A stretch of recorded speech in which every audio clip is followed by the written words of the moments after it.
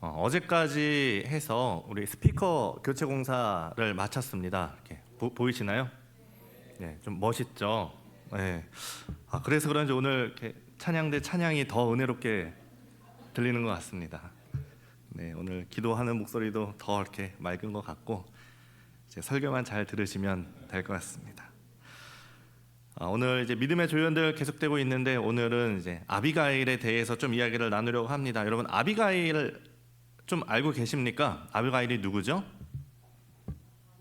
네, 다윗의 아내. 혹시 몇 번째? 네, 좋습니다. 네, 이제 그걸 알기 위해서 우리가 이제 성경을 공부하는 거죠. 자, 다윗의 아내를 좀 정리를 해왔는데, 네, 다윗의 아내가 몇 명일까요? 좀 많습니다. 근데 첫째 제 아내로 맞은 것이 이제 사울의 딸인 미갈이죠. 예, 사울의 딸 미갈은 자녀가 없었죠. 다윗이 하나님께 춤추는 걸 업신여기는 걸 보고 하나님께서 자식을 주지 않았다는 말씀이 나오고요. 이제 그 미갈을 제외하고는 아히노암이 이제 첫 번째고 암논이 이제 첫 번째 아들입니다. 나중에 그 다말을 강간하는 이제 그런 사건이 발생하죠. 그리고 셋째 아내가 아비가일입니다. 오늘 말씀에 나오는 아비가일이고 그 아들 이제 길르압 어딘 뭐 다니엘이라고도 얘기를 하는데 아들이 있고 이제 네 번째가 그스루왕 달메의 딸 마아가이고 그 다음에 핫깃의 아들 아도니아 이렇게 많이 불렀죠. 그리고 뭐 아비달, 에글라 그 다음에 이제 밧세바까지 있고 뭐 저기에 적진 않았지만 다윗이 노년에 아비삭이라는 여인이 이제 그 침실을 대표줬다 이런 얘기가 또 나오죠. 이중 PPT 이 중에 혹시 좀 그나마 잘 아시는 분이 누가 있습니까? 밧세바는 우리가 뭐 얘기를 워낙 많이 들어서 잘 알고 있고 미갈이 뭐 사울의 딸이다 하는 정도 알고 사실 나머지는 이제 잘 모르고 그나마 우리가 알 수 있는 게 이제 아비가일인데 오늘 이제 그 아비가일의 이야기를 한번 알아보려고 합니다. 제가 아는 목사님 중에 핸드폰에 사모님 이름을 아비가일이라고 저장해 놓은 그런 분이 있었습니다. 처음에는 보고 좀 이렇게 의아했죠. 아비가일이면 남의 아내였다가 된 건데 그런 애칭을 쓴다고? 이제 그런 생각을 했었는데 그런데 아마 오늘 이 아비가일의 이야기를 들으면 아비가일이라는 그 이름이 이제 얼마나 아름다운가를 아마 아시게 될 겁니다. 오늘 함께 그 이야기 속으로 들어가 보겠습니다. 다윗은 지금 광야에 있습니다. 사울에게 쫓기면서 광야에서 도망 다니고 있습니다. 오늘 우리가 25장을 읽었지만 앞선 24장 내용을 보면 다윗이 사울을 죽일 수 있는 광야에서 죽일 수 있는 기회가 있었음에도 불구하고 하나님께 기름 부음 받은 자를 죽일 수 없다라는 그 마음에 그 옷자락만 잘라서 자신의 무죄함을 그렇게 호소하기도 했습니다. 그렇게 다윗과 이 사울이 마지막에는 서로 좋게 얘기하면서 잘 해결되는 것처럼 그렇게 끝나는 것처럼 보이기도 합니다. 그리고 나서 오늘 읽은 사무엘상 25장이 이렇게 시작을 합니다. 사무엘이 죽음에 온 이스라엘 무리가 모여 그를 두고 슬피 울며 라마 그의 집에서 장사한지라 다윗이 일어나 바란 광야로 내려가니라. 어떻게 보면 그냥 이 사무엘의 죽음을 적어 놓았구나 이렇게도 이렇게 적어 놓고 애도하는구나 라고 생각하면서 지나갈 수도 있겠습니다만 그냥 이스라엘에게 있어서 사실 이 한 절은 우리가 느끼는 것보다는 훨씬 크게 느껴질 한 절입니다. 사무엘이 누굽니까? 이스라엘의 마지막 사사이자 영적인 리더였죠. 우리도 역대 대통령이 돌아가시면 국장을 치르지 않습니까? 이스라엘도 온 이스라엘 무리가 모여서 사무엘의 죽음을 슬퍼하고 애도하였습니다. 그리고 그 1절 그와 같은 한 절에 다른 짧은 기록이 이렇게 나와 있죠. 그 밑에 보면 다윗이 일어나 바란 광야로 내려가니라 이런 얘기가 있습니다. 얼핏 보면 전혀 상관없는 두 내용이 한 절에 있겠구나라고 할 수 있지만 이 두 가지가 한 절에 기록되었다는 것은 이 두 내용이 연결이 되겠구나라는 걸 알 수 있습니다. 바란 광야로 내려갔다고 하는데 지도를 한번 보여주시면 그 맨 아래 이렇게 노란색으로 동그라미 친 곳이 바란 광야입니다. 그 전에는 저 위쪽에 뭐 엔게디나 이쪽에 있다가 이 사무엘이 죽고 나서 더 밑으로 내려간 것을 볼 수 있는 거죠. 그리고 이제 바란 광야는 또 특징이 동굴이 많아서 숨기에 더 좋은 그런 장소이기도 합니다. 다윗에게 있어서 정말 다윗에게 있어서 이 사무엘은 특별한 남들보다 더 특별한 존재였을 겁니다.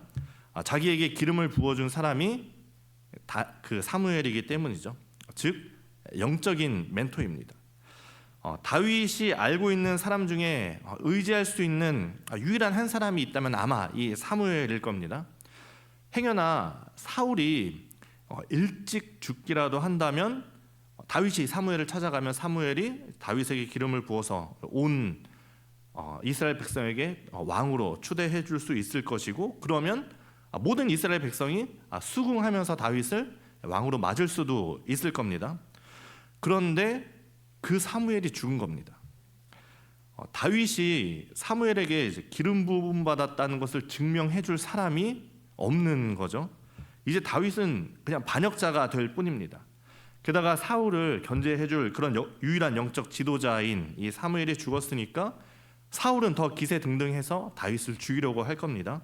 그러니 다윗이 할 수 있는 거는 그저 도망가는 것밖에 없는 것이죠. 그래서 더 멀리 굴이 더 많고 더 숨기 좋은 그 바란 광야로 내려간 겁니다. 그런데 다윗이 사울을 피하면서 그저 두려워서 떨면서 굴에만 숨어 살았던 것은 아닙니다. 여기서 다윗의 멋진 모습이 나오는데 다윗은 자기가 있는 곳에 평화를 가져왔습니다. 광야에서는 농사를 지을 수가 없죠. 그러다 보니까 대부분 하는 것이 목축인데 다윗이 있던 그 바란 광야 근처에도 목축을 하는 사람들이 있었습니다. 그 2절 3절 말씀을 보면 이렇게 나오죠. 마온에 한 사람이 있는데 그의 생업이 갈멜에 있고 심히 부하여 양이 3,000마리요 염소가 1,000마리이므로 그가 갈멜에서 그의 양털을 깎고 있었으니 그 사람의 이름은 나발이요라고 얘기를 합니다.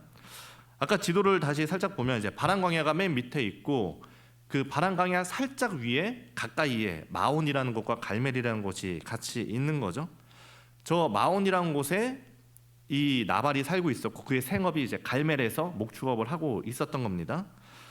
그 저 지역에서 광야에서 돌아다니면서 양을 치고 있던 것이죠. 하지만 광야라는 것이 결코 안전한 곳이 아니죠. 여러 들짐승이 있는 곳이었고 그나마 짐승이면 괜찮습니다. 짐승보다 더 무서운 게 뭡니까? 그렇죠, 사람이죠. 사람이 더 무섭습니다. 주변 민족들이나 또는 도적대들이 나타나서 양떼를 훔쳐가면은 어떻게 할 방법이 없는 것이죠. 우리나라는 이제 치안이 굉장히 좋은 편이죠. 그 이유 중에 하나가 좀 이제 땅이 좁기 때문이기도 한데 사람이 이제 모여 살다 보니까 뭐 이제 치안이 발달하고 사람들의 눈도 많고 이제 금방 갈 수 있는 거죠. 미국 같은 곳은 어떻습니까? 집 한 채가 있고 차 타고 2-3시간 가면 또 마을 하나 있고 차 타고 몇 시간 가면 이제 집 한 채 있고 이러다 보니까 거기서 이제 마음 먹고 그 집을 털려고 하면 어떻게 됩니까? 막을 방법이 없는 거죠. 경찰에 연락을 해도 경찰에 오려면은 2-3시간인데 어떻게 할 방법이 없는 거죠. 그러니 이게 총기가 발달하고 그러기도 했겠습니다만 광야라는 것이 그런 것이죠. 그 넓은 곳에서 누군가 마음 먹고 약탈을 하려고 하면 도움을 청할 곳이 없습니다. 양떼는 고사하고 목숨이라도 건지면 다행인 곳이 광야인 것이죠. 그런데 다윗 일행이 지금 광야에 있습니다. 그곳에서 무엇을 하느냐? 이 아래 15절 16절을 보면 그 목자들이 이렇게 증언을 합니다. 우리가 들에 있어 그들과 상종할 동안에 그 사람들이 우리를 매우 선대하였으므로 우리가 다치거나 잃은 것이 없었으니 우리가 양을 지키는 동안에 그들이 우리와 함께 있어 밤낮 우리에게 담이 되었음이라. 지금 다윗은 광야에 있습니다. 다윗은 광야에서 하나님을 닮아가는 연습을 하고 있습니다. 다윗의 무리가 사울을 피해서 그저 숨어서 벌벌 떨거나 복수의 칼을 갈고 있었던 것이 아니라 지금 다윗이 있는 그곳에서 하나님의 백성으로 살아가고 있던 것이죠. 지금 다윗이 있는 그곳에서 사람들을 도우면서 하나님의 백성으로 할 수 있는 그런 것들을 하면서 평화를 그곳에 가져오며 살고 있었던 겁니다. 우리는 그리스도인입니다. 우리가 그리스도인으로 살아가는데 여러분의 삶의 터전은 어떻습니까? 여러분이 있는 곳은 어떻습니까? 여러분으로 인해서 여러분 주변이 평화를 누리며 살고 있는가? 아니면 내가 말씀대로 살겠다 하면서 내가 이곳에 화평을 주러 온 줄로 생각하지 말라, 검을 주러 왔노라 하면서 전쟁을 일으키며 살고 있습니까? 우리가 전쟁을 해도 싸워야 할 대상을 바로 알아야죠. 우리가 다윗과 같이 살아야 합니다.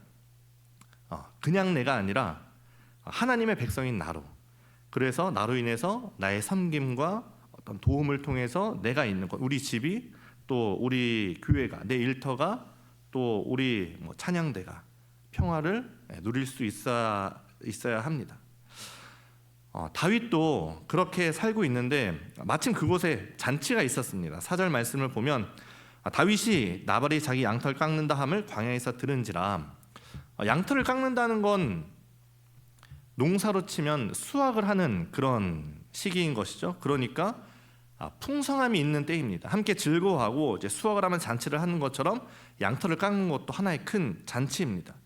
그리고 잔치에는 풍성함이 있죠. 지금 다윗의 무리가 얼마나 힘겹게 살고 있습니까? 변변한 직업도 가지지 못한 채 사울에게 쫓겨다니니까, 또 인원도 많다 보니까 얼마나 형편이 어렵겠습니까? 그런데 마침 그 도움을 주었던 곳에서 잔치를 베푼다고 하니까 사람을 보내서 좀 도움을 요청을 합니다. 8절에 보면 이렇게 소년들을 보내서 이렇게 얘기하죠. 그런즉 내 소년들이 내게 은혜를 얻게 하라. 우리가 좋은 날에 왔은즉 내 손에 있는 대로 내 종들과 내 아들 다윗에게 주기를 원하노라.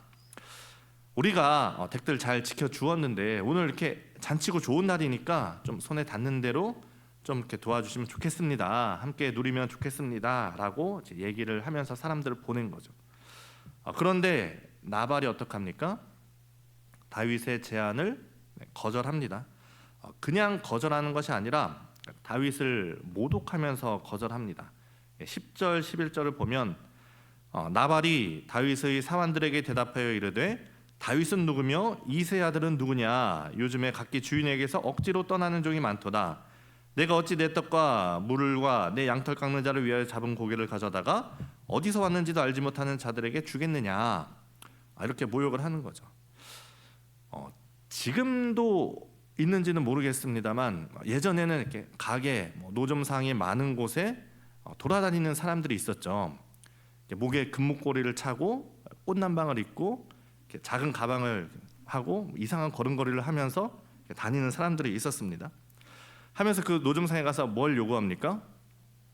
보호비를 요구를 하죠. 누구에게서 보호하는지는 잘 모르겠습니다만 어쨌든 막 주지 않으면 막 리어카를 때려 부수고 난리를 치는 거죠. 그러고 보니 이해가 됩니다. 보호비가 맞죠. 그 사람, 나로부터 내가 널 보호해 줄 테니 보호비를 달라, 이런 거죠. 나발이 지금 다윗을 그런 잡배, 불량배 취급을 한 겁니다. 지켜준 은혜는 있고 오히려 모독을 하면서 그렇게 얘기했죠. 요즘 각기 주인에게서 억지로 떠난 종이 많도다. 이게 사울에게서 떠나간 그 다윗을 이렇게 비아냥거리면서 얘기하는 거죠. 그리고 그 아버지 이새의 이름까지 들먹입니다. 이새의 아들은 누구냐? 우리가 서로 싸우고 욕을 해도 건들면 안 되는 사람이 있죠. 부모님은 건들면 안 되죠. 그런데 나발이 그 아버지 이새까지 건드리는 겁니다. 이 아버지 이름을 들먹였다는 것은 내가 너와 싸우겠다, 나는 화해할 생각이 없다라는 뜻이죠.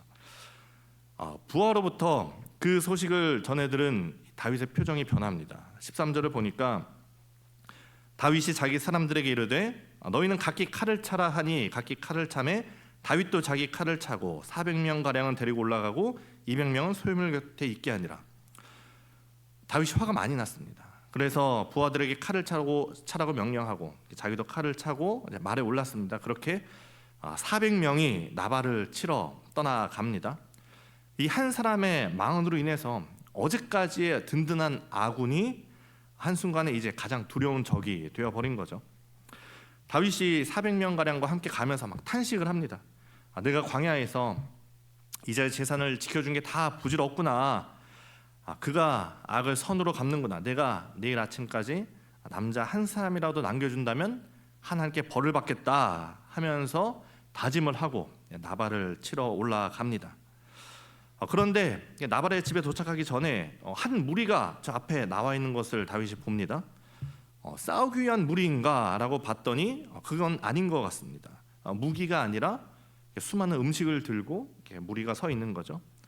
그리고는 얼굴이 보일 쯤 했을 때 이제 맨 앞에 있던 여인이 나오더니 자기를 보고 무릎을 꿇고 엎드려 절합니다. 그리고 이제 그 여인 아비가일이 다윗을 향해 호소합니다. 이 아비가일의 대사가 정말 여기서 하이라이트인데 제가 한번 읽어드리겠습니다. 좀 내용이 길지만 어떤 내용인지 요약을 또 해드리겠습니다. 한번 들어보시기 바랍니다. 이 아비가일이 다윗에게 호소하는 거죠. 내 주여 원하건대 이 죄악을 곧 내게로 돌리시고 여종에게 주의 길을 말하게 하시고 이 여종의 말을 들으소서. 원하옵나니 내 주는 이 불량한 사람 나발을 개의치 마옵소서. 그 이름이 그에게 적당하니 그 이름이 나발이라. 그는 미련한 자니이다. 여종은 내 주께서 보내신 소년들을 보지 못하였나이다. 내 주여 여호와께서 살아계심을 두고 맹세하노니 내 주도 살아계시거니와 내 주의 손으로 피를 흘려 친히 보복하시는 일을 여호와께서 막으셨으니 내 주의 원수들과 내 주를 해하려 하는 자들은 나발과 같이 되기를 원하나이다. 여종이 내 주께 가져온 이 예물을 내 주를 따르는 이 소년들에게 주게 하시고 주의 여종의 허물을 용서하여 주옵소서. 여호와께서 반드시 내 주를 위하여 든든한 집을 세우시리니 이는 내 주께서 여호와를 위하여 싸우심이요 내 주의 일생에 내 주에게서 악한 일을 찾을 수 없음이니이다. 사람이 일어나서 내 주를 쫓아 내 주의 생명을 찾을지라도 내 주의 생명은 내 주의 하나님 여호와와 함께 생명싸개 속에 쌓였을 것이요 내 주의 원수들의 생명은 물매로 던지듯 여호와께서 그것을 던지시리이다. 여호와께서 내 주에 대하여 하신 말씀대로 모든 선을 내 주에게 행하사 내 주를 이스라엘의 지도자로 세우실 때 내 주께서 무죄한 피를 흘리셨다든지 내 주께서 친히 보복하셨다든지 함으로 말미암아 슬퍼하실 것도 없고 내 주의 마음에 걸리는 것이 없으시리니 다만 여호와께서 내 주를 후대하실 때 원하건대 내 주의 여종을 생각하소서. 이렇게 얘기합니다. 여기서 말이 이렇게 내 주가 어느 건 이제 하나님이고 어느 건 다윗을 얘기하다 보니까 좀 헷갈리기도 하는데 대사가 길어서 좀 헷갈리실 수도 있겠습니다만 핵심을 요약하면 이렇습니다. 다윗이요 원수를 갚는 것은 당신이 할 일이 아닙니다. 원수 갚는 일은 하나님이 하실 일이고 당신은 하나님이 아닙니다. 이 당신이 광야에 있는 것은 하나님 앞에서 당신이 누구인가를 발견하기 위해서입니다. 후에 이스라엘의 왕이 되실 터인데 이런 실수를 해서 두고두고 마음에 걸리는 일이 없도록 하십시오. 나발은 어리석은 자입니다. 하지만 당신도 어리석은 자가 되려 하십니까? 여기서 어리석은 자는 하나로 족합니다. 이런 얘기를 하는 겁니다. 지금 다윗의 상태가 어떻습니까? 나발의 모독을 듣고 거의 이성을 잃은 상태입니다. 다윗은 사울에게 쫓겨서 광야에 와 있지만 이 광야에서 다윗이 해야 하는 일은 뭡니까? 하나님 앞에서 다윗 내가 누구인가를 깨닫고 하나님의 백성으로서 살아가는 것입니다. 가는 곳마다 평화를 이루고 그 평화의 공동체를 이끌어 갑니다. 바로 앞장에서도 자기를 죽이려고 사울이 왔지만 이 하나님께서 택하신 자라는 이유만으로 그를 살려 주었습니다. 24장 16절에서는 이 사울과의 관계를 다윗은 이렇게 고백합니다. 여호와께서 재판장이 되실 것입니다. 나의 억울함을 풀어주실 것입니다. 여호와께서 재판장이 되실 겁니다. 내 억울함을 여호와께서 풀어주실 겁니다. 그런데 그러한 이 하나님의 백성으로서의 정체성이 이 나발의 한마디에 와르르 무너져 버린 것이죠. 하나님이 아니라 다윗이 이제 내가 재판장이 되어서 지켜야 할 사람들을 향해서 칼을 들고 가고 있는 겁니다. 강한 사울 앞에서는 어떡합니까? 억울함을 호소하면서 하나님만 의지하던 다윗이 나발 앞에서는 자기의 힘을 믿고 함께하는 그 400명의 장정을 데리고 자기의 힘에 취해서 하나님을 잊어버렸습니다. 지금 다윗은 또 다른 사울이 될 위기에 처해 있습니다. 그런데 그 앞을 한 여인, 이 아비가일이 막아섭니다. 그러고는 다윗을 다시 기름 부음 받은 자로, 하나님의 선택하심을 받은 자로 돌려놓습니다. 다윗이요, 원수를 갚는 일은 당신이 할 일이 아닙니다. 원수 갚는 일은 하나님이 하실 것이고 당신은 하나님이 아닙니다. 그 아까 읽은 내용에 보면 물맷돌의 이야기를 하면서 다윗이 골리앗과 싸울 때의 모습도 떠올리게 합니다. 그리고 얘기하죠. 나발은 어리석은 자입니다. 그런데 당신도 어리석은 자가 되려 합니까? 지금 씩씩거리면서 눈에 불을 켜고 모든 남자를 다 죽이겠다고 이 기세등등하게 가던 다윗이 그저 이 한 여인 앞에 멈춰 섭니다. 아비가일을 통해서 다시 하나님을 만납니다. 정신을 차리고 다시 하나님께 돌아옵니다. 32절에 이렇게 얘기하죠. 다윗이 아비가일에게 이르되 오늘 너를 보내어 나를 영접하게 하신 이스라엘의 하나님 여호와를 찬송할지로다. 그렇게 다윗은 집으로 돌아가고 아비가일도 자기 집으로 돌아왔습니다. 아비가일이 집에 와 보니까 나발은 잔치 중에 술에 취해서 제정신이 아니었습니다. 그리고 다음 날 아침에 나발이 포도주에서 깬 후에 아비가일이 전날 있었던 일을 나발에게 얘기하니까 갑자기 나발의 몸이 굳더니 그리고 며칠이 지나지 않아서 한 열흘쯤 지나서 38절에 보면 한 열흘 후에 여호와께서 나발을 치심에 그가 죽으니라. 이 아비가일의 말대로 다윗이 그를 죽인 것이 아니라 다윗의 원수는 하나님께서 갚아주셨습니다. 오늘 이 광야를 살아가던 다윗이 두 사람을 만납니다. 한 사람은 나발이고 다른 한 사람은 아비가일입니다. 하지만 누구를 만나느냐에 따라서 다윗의 반응은 너무나 달라졌습니다. 나발을 만났을 때에는 이 다윗은 하나님의 백성으로서의 정체성을 잃고 어리석은 자가 될 뻔했습니다. 하지만 아비가일을 만났을 때 그는 다시 하나님의 백성으로서의 그 정체성을 찾을 수 있었습니다. 우리의 정체성은 무엇입니까? 그리스도인, 하나님의 백성, 하나님의 아들 그 예수 그리스도의 피값으로 사신 하나님의 자녀입니다. 오늘 이곳에서 예배를 드리고 찬양하는 여러분들의 모습을 보면 거의 다윗과 비슷합니다. 그런데 갑자기 우리의 모습이 마치 그 악령에 씌인 사울과 같은 모습으로 변할 때가 있습니다. 어디서 그럴까요? 예배를 마치고 돌아가는 그 차 안에서, 주차장에서 누가 이렇게 차를 대놨어 하면서 집에 가는 길에서 이제 깜빡이도 없이 끼어드는 차를 보면서 우리는 받은 은혜를 다 내려놓고 주체하지 못하는 분노에 몸을 맡깁니다. 집에는 걸어가는 것이 은혜입니다. 살면서 우리가 누구를 만나느냐 하는 것은 참 중요합니다. 살다 보면 종종 나발과 같은 사람을 만날 때가 있습니다. 그 사람은 우리를 너무나도 화가 나게 만듭니다. 그런데 그렇게 화를 내다 보면 하나님의 백성으로서의 우리의 모습을 잊게 만들고 멀리 보냈던 옛 사람이 막 달려오는 것을 느낍니다. 하지만 나발을 상대로 싸우는 것은 영성이 아닙니다. 어리석은 사람을 만나면 우리는 뒤돌아서 하나님이 하시는 일에 집중해야 합니다. 때로는 우리는 아비가일과 같은 사람을 만나기도 합니다. 나발과 같은 사람은 종종 만나고 아비가일과 같은 사람은 가끔 만납니다. 저는 그 대표적인 예가 있었는데 한번 제가 예전에 지하철을 타고 가고 있는데 누가 이제 저를 툭툭 건드리는 겁니다. 여러분 이렇게 길을 가는데 누가 이렇게 건드리면은 어떤 생각이 먼저 듭니까? 누구지? 나를 부를 사람이 없는데 잡상인?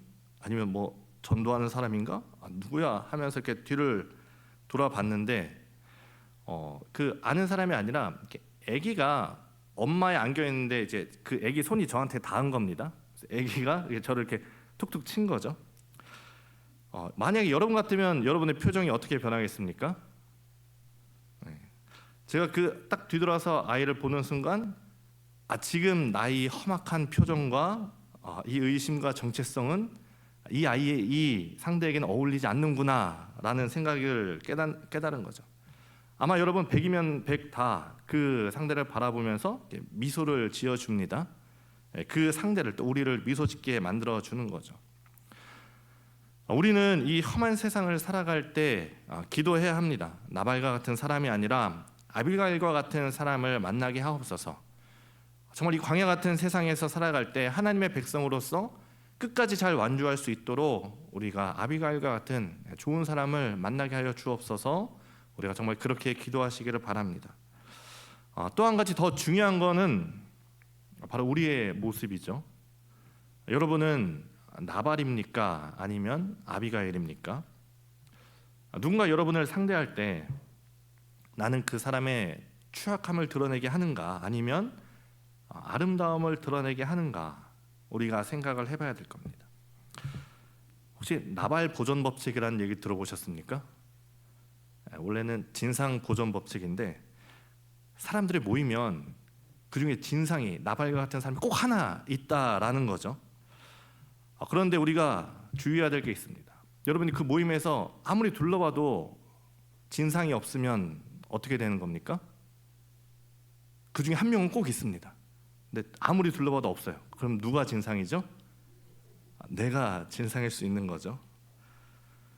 우리가 그리스도인으로서 다른 사람의 추악함을 드러내게 해서야 되겠습니까? 여러분, 아비가일 같은 사람을 만나시기 바랍니다. 하지만 더 중요한 것은 여러분이 아비가일이 되어서 여러분을 만나는 사람마다 하나님의 아름다움을 드러내게 만들고 그 추악함에서 아름다움으로 돌아오게 만들고 하나님께서 아브라함을 부르신 것처럼 복의 근원이 되는, 복이 되는 그러한 여러분들이 되기를 바랍니다. 그래서 여러분을 만나는 사람마다 하나님께로 돌아오고 여러분을 만나는 사람마다 그리스도인으로서의 정체성을 찾아가고 여러분의 그 아름다움을 통해서 하나님의 아름다움을 접할 수 있는 그런 아비가일들이 되실 수 있기를 간절히 바랍니다. 지금 우리가 말씀을 기억하면서 함께 기도할 때 두 가지 위해서 기도하겠습니다. 하나님, 이 광야 같은 세상을 살아갈 때 나발을 만나는 것이 아니라 아비가일을 만나게 하여 주옵소서. 또 한 가지 기도할 것은 하나님, 내가 나발이 아니라 아비가일처럼 살아가게 하여 주옵소서. 세상 가운데 나를 통하여서 하나님의 아름다움을 되찾게 하는 그런 아비가일이 되게 하여 주옵소서. 우리 이 두 가지 기도 제목으로 우리 말씀을 기억하면서 함께 기도하겠습니다.